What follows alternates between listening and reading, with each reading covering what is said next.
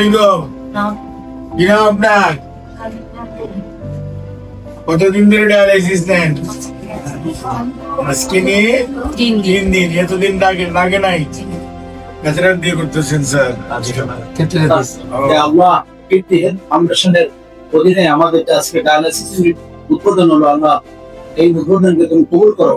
আমাদের এই মেশিন এবং আমাদের এই প্রচেষ্টা সারা বাংলাদেশের প্রত্যেকটা ডিস্ট্রিক্টে ঘরে ঘরে পৌঁছানোর জন্য আল্লাহ তুমি আমাদেরকে সাহায্য করো।